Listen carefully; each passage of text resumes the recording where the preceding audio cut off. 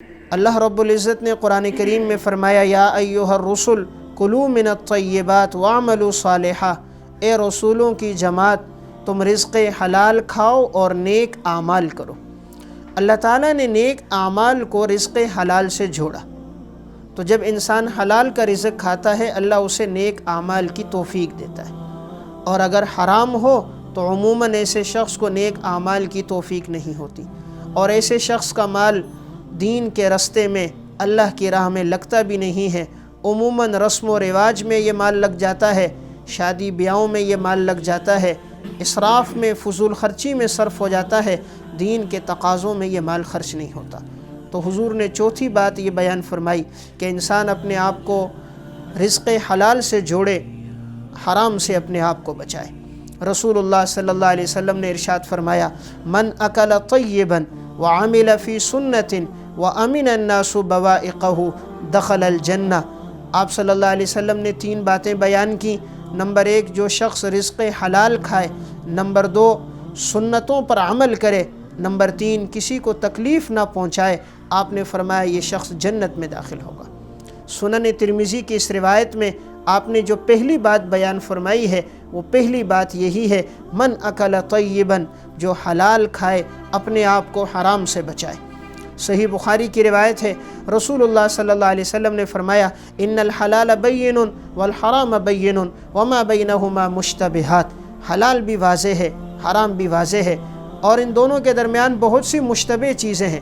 جو اپنے آپ کو مشتبہات میں لگائے گا تو وہ شخص حرام میں بھی پڑ جائے گا، اور جو اپنے آپ کو مشتبہ چیزوں سے بچائے گا تو یہ شخص حرام سے بھی محفوظ رہے گا۔ تو شریعت ہمیں یہ حکم دیتی ہے حرام تو دور کی بات، انسان اپنے آپ کو مشتبہ چیزوں سے بھی بچائے۔ تو اس لیے حضور نے چوتھی بات کہی عفت فی طعمۃ، رزق حلال، انسان اپنے آپ کو حرام سے بچائے۔ حرام کا ایک لقمہ پیٹ میں چلا جاتا ہے تو 40 دن عبادت قبول نہیں ہوتی۔ من اکل حراما، جو ایک لقمہ حرام کا کھائے، من اکل لقمۃ من حرام لم يقبل منہ صلاۃ 40 لیلۃ، جس نے ایک لقمہ حرام کا کھایا 40 دن اس کی نماز قبول نہیں ہوگی۔ حضور نے فرمایا ایک وقت ہوگا میری امت کے لوگ دعا کریں گے ان کی دعائیں قبول نہیں ہوں گی۔ صحابہ اکرام نے پوچھا کیوں یا رسول اللہ؟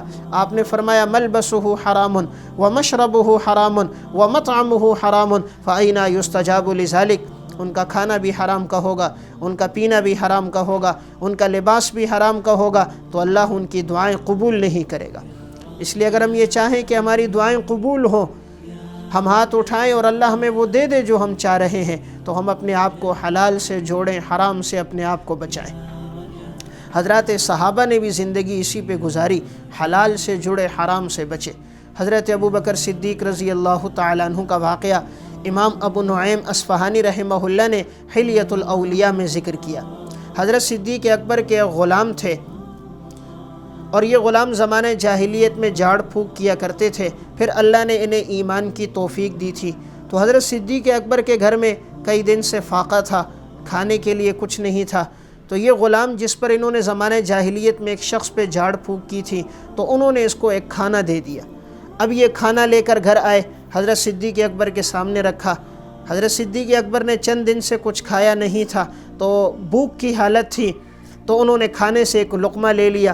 جیسے ہی ایک لقمہ کھایا تو غلام نے بتایا کہ یہ تو وہ کھانا ہے جو جاہلیت میں میں نے ایک شخص پہ جھاڑ پھونک کی تھی، آج انہوں نے مجھے اس کی اجرت میں یہ کھانا دیا ہے۔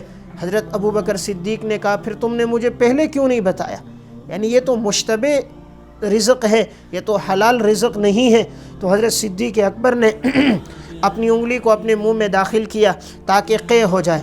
اب ایک لقمہ تھا، کئی دن کے بعد کھایا تھا، وہ کیسے قے ہوتا؟ بڑی کوشش کی لیکن وہ قے نہ ہوا، تو اب انہوں نے پانی منگوایا، ایک ایک گھونٹ پیتے اور منہ میں انگلی ڈالتے تاکہ قے ہو جائے، پھر گھونٹ پیتے انگلی ڈالتے لیکن وہ قے نہ ہوئی۔ تو کسی نے کہا اتنی مشقت کیوں برداشت کرتے ہو؟ اگر ایک لقمہ چلا گیا تو کوئی حرج کی بات نہیں۔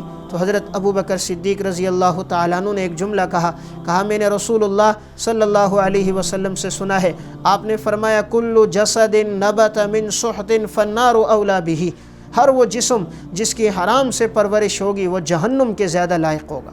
تو یہ لقمہ میرے پیٹ میں گیا اور اس سے میرے جسم کی نشو و نما ہوگی تو کہیں میرا جسم جہنم کے زیادہ لائق نہ ہو جائے، تو اگر یہ میری جان بھی لے گا پھر بھی میں یہ لقمہ نکالوں گا۔ بارہا بڑی کوششوں کے بعد وہ ایک لقمہ آپ کا باہر نکلا۔ تو اتنی زیادہ ان کی زندگیوں کے اندر یہ بات تھی کہ وہ اپنے آپ کو حرام سے بچایا کرتے تھے۔ حضرت عمر رضی اللہ تعالیٰ عنہ حلال پہ زندگی گزرتی، حرام سے بھی بچتے، اور ہر وہ چیز جس کا استعمال درست نہیں ہے، مشتبہ ہے، اس سے بھی اپنے آپ کو بچاتے۔ امام مالک رحمہ اللہ نے موطا مالک میں نقل کیا، ایک دفعہ ان کے پاس کسی نے دودھ لایا تو انہوں نے دودھ کا ایک گھونٹ مار دیا، پھر انہیں بتایا گیا یہ تو صدقے کا دودھ ہے۔ حضرت عمر رضی اللہ تعالیٰ عنہ نے فوراً منہ میں انگلی ڈال کے وہ دودھ قے کر دیا، کہا صدقے کا دودھ تو میرے لیے استعمال اس کا جائز نہیں ہے، فوراً ہی قے کیا۔ تو اتنی احتیاط کیا کرتے تھے اسلاف رزق کے معاملے میں کہ حرام تو دور کی بات ہے، کوئی مشتبہ چیز بھی ان کے پیٹ میں نہ جائے۔